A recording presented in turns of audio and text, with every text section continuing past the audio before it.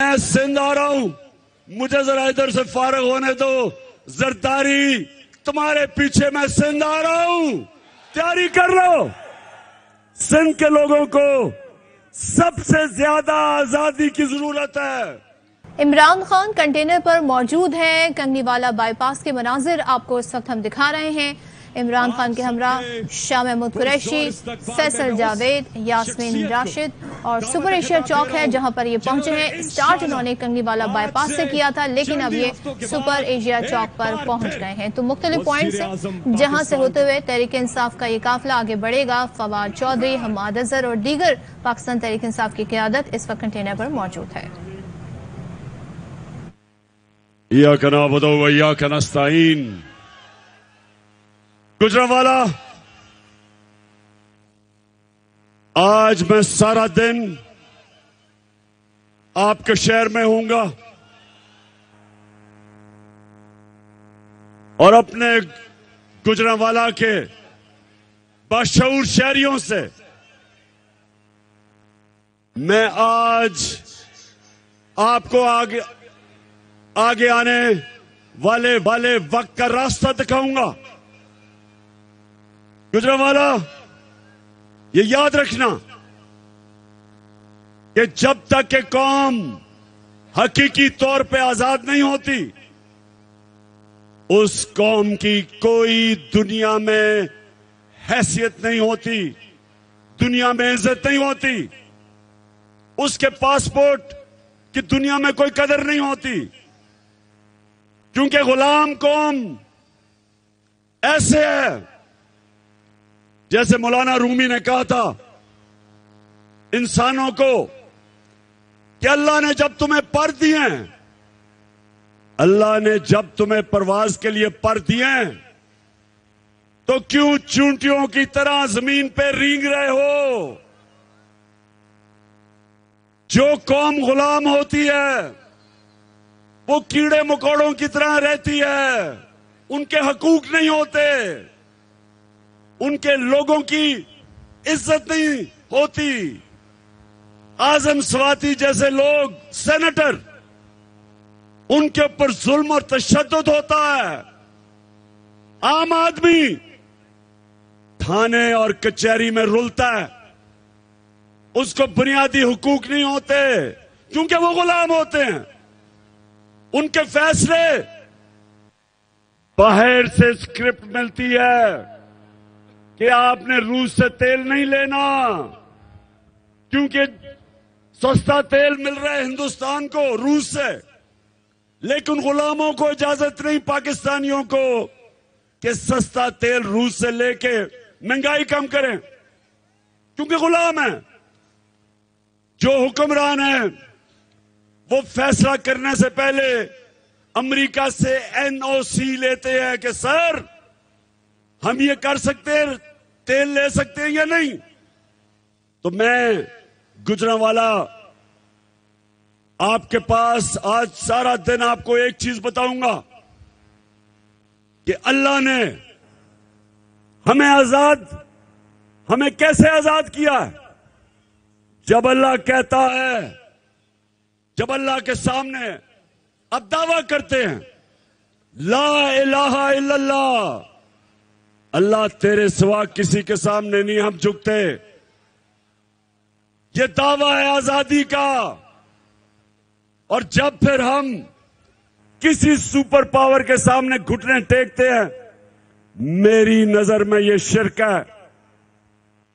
جب ایک کسی پاکستانی شہری کو تشدد ہوتا ہے اس پہ، جو اعظم سواتی شہباز گل پہ ہوا، جو ارشد شریف کو ملک چھوڑنا پڑا اور قتل کیا، شہید کیا اس کو کیونکہ وہ حق اور سچ پہ کھڑا تھا. یہ غلام قوموں میں ہوتا ہے، آزاد قوموں میں یہ نہیں ہوتا. آزاد قوموں کے حقوق ہوتے ہیں، شہریوں کا عدالتیں ان کے بنیادی حقوق کی حفاظت کرتی ہیں. اور دوسری چیز گجرانوالہ، میں وہ پاکستانی ہوں जिसने अपने मुल्क को टूटते देखा था। ईस्ट पाकिस्तान हमारे से अलहदा हुआ था। मैं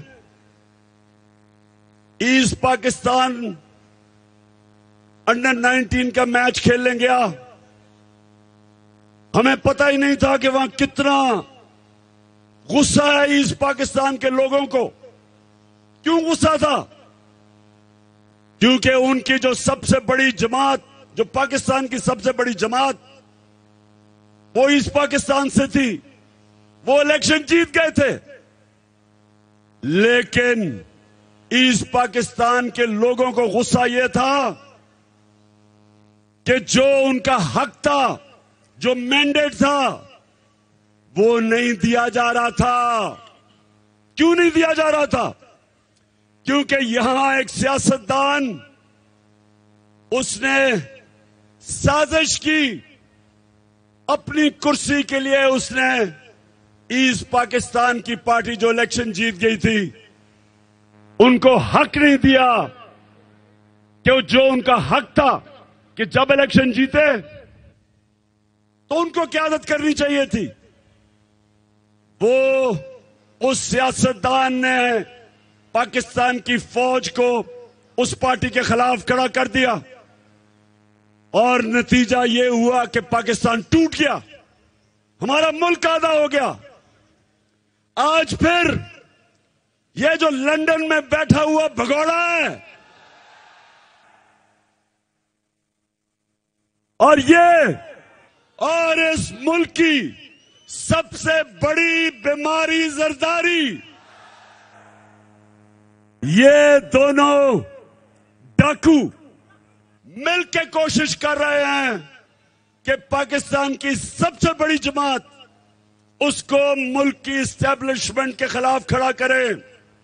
इस्टेब्लिशमेंट को, फौज को बड़ी जमात के खिलाफ खड़ा करें। यह साजिश है, यह मुल्क के खिलाफ साजिश है।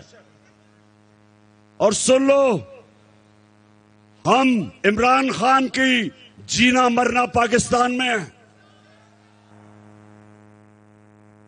इमरान खान ने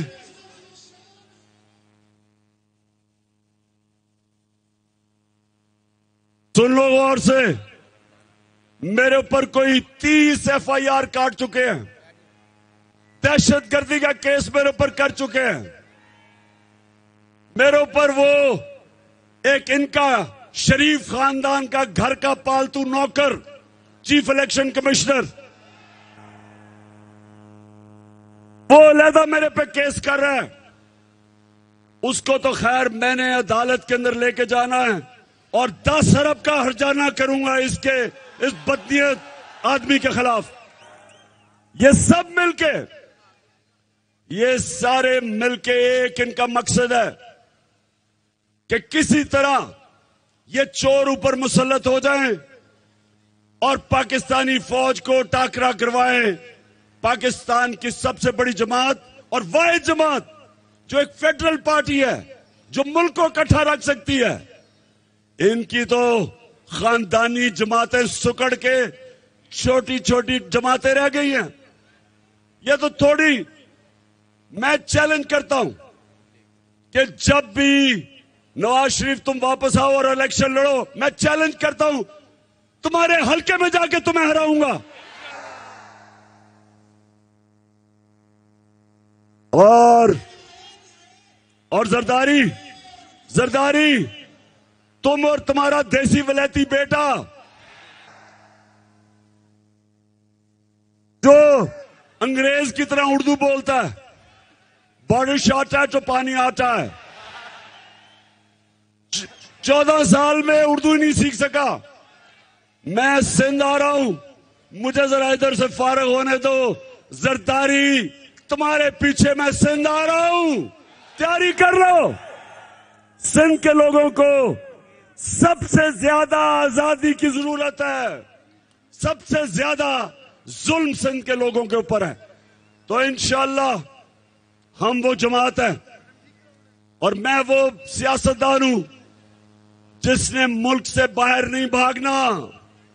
मैं नवाज शरीफ नहीं हूं कि हर वक्त जब उसके ऊपर कोई केस होता है, पहले मुशर्रफ के घुटने गोडे पकड़ के एनआरओ लेके बाहर भाग गया, फिर एनआरओ लेके वापस आया, फिर यहां डाके मारे, फिर जब वक्त आया एहतसाब का, फिर इसने अपने रिजल्ट जो इसके मेडिकल रिजल्ट थे उनमें भी धांधली की, और उसके बाद बीमार करके फिर बाहर भाग गया। और आप इंतजार कर रहे हैं एस्टेब्लिशमेंट से इसको एनआरओ मिलेगा और ये वापस आ जाएगा, जिस तरह मनी लॉन्ड्रर इसहाक डार वापस आ गया। नवाज शरीफ, तुम सब, मैं अपनी सारी कौम को आज कह रहा हूं कि इंशाल्लाह हम सब मिलके डाकू नवाज शरीफ का इस्तेमाल करेंगे और सीधा एयरपोर्ट से तुम्हें अडयाला जेल लेके जाएंगे।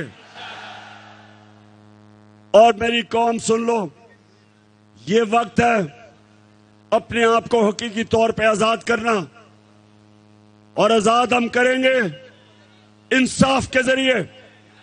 हम इस मुल्क में कानून की बारादस्ती जंग लड़ते रहेंगे, इंसाफ के लिए जंग लड़ेंगे, ताकि कानून के सामने सब एक बराबर हो। ये नहीं कि बड़ा डाकू मुल्क लूट जाए, पैसा बाहर ले जाए और उसको एनआरओ मिल जाए, और बेचारा छोटे लोग, गरीब लोग, महंगाई, बेरोजगारी में, मजबूरी में वो चोरी करे तो जेलों में गल सड़ रहे हो। हजरत अली रज़ियल्लाहु ताला ने फरमाया था, कुफर का निजाम चल जाएगा लेकिन जुल्म और नाइंसाफी का निजाम नहीं चल सकता। पाकिस्तानियों, यह निजाम नहीं चल सकता। इसको बदल के लिए हमने इसको बदलना है।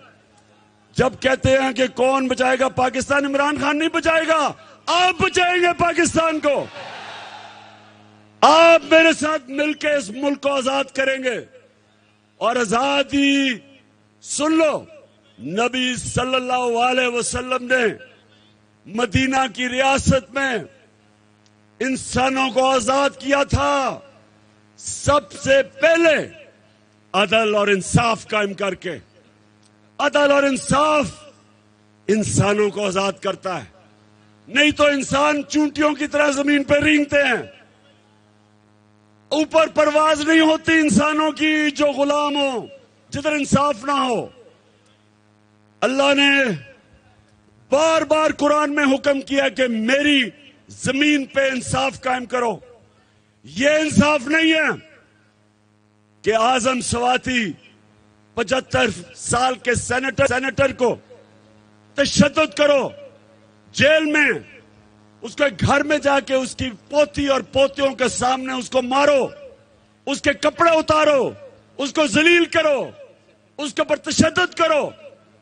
आज सारे आजम स्वाति की प्रेस कॉन्फ्रेंस अपने मोबाइल फोन पे देखो, देखो उससे क्या जुल्म हुआ है।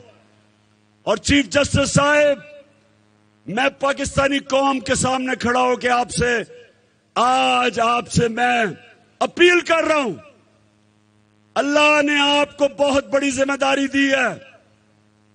चीफ जस्टिस ऑफ पाकिस्तान का मतलब कि जिम्मेदारी आपकी कि आप आजम स्वाति, शहबाज गिल, जमील फारूकी जैसे लोगों को, आपका काम है इनको इंसाफ देना। केसेस पड़े हुए सुप्रीम कोर्ट में, बुलाए उन लोगों को और कहे कि आजम स्वाति के घर जो कैमरे लगे हुए थे, उन कैमरों में सब पता क्या हो रहा था, क्यों गए, ऑर्डर दे उनको वापस लेके आए कैमरे, शक्लें पहचाने उन लोगों की। ये सरकारी नौकर नहीं, ये मुजरिम है जिन्होंने उनको मारा, घर में आके पोती और पोतियों के सामने उनको मारा, एक सेनेटर को मारा।